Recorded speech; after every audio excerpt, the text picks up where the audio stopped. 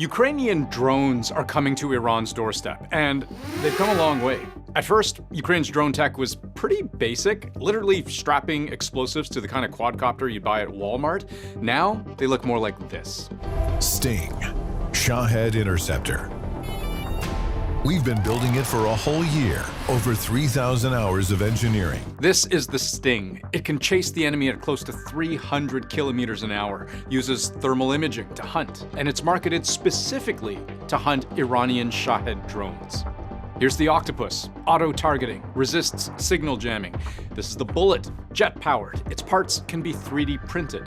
All of these drones cost less than $3,000 a piece, which makes them the most efficient way to fight Iran's most cost-effective weapon. They're cheap, mass-produced, packed with explosives, and sent on one-way missions.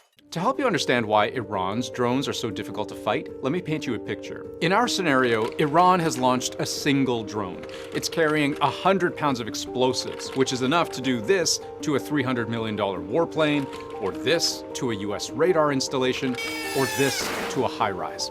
They're also relatively small. Some birds have bigger wingspans than these drones, which makes them harder to see. Human spotters are more likely to miss them, and ground-based radar have a harder time catching them because of how low they fly, obscured by hills and buildings and trees. But the biggest problem is that they can be made for as little as 20 grand a pop. So, can you shoot them down with precision Patriot anti-air missiles? Sure. But those are $4 million a shot. Scramble a fighter jet, launch an air-to-air missile, $500,000 a shot. Tamir interceptors in Israel's Iron Dome, still up to 100 grand a piece.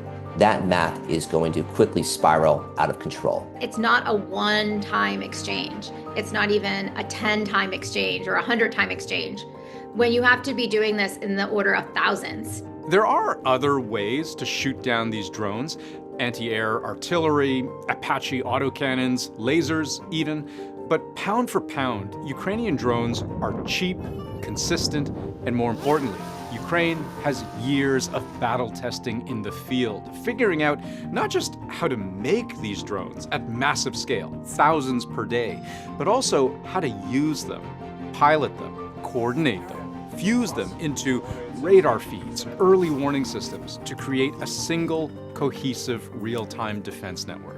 They know how to produce them, mass produce them at scale, and also how to tactically integrate them into their wider air defense umbrella. Nobody in the world has this experience quite like Ukraine. And so, as it fights one war on home soil, it'll now help fight another.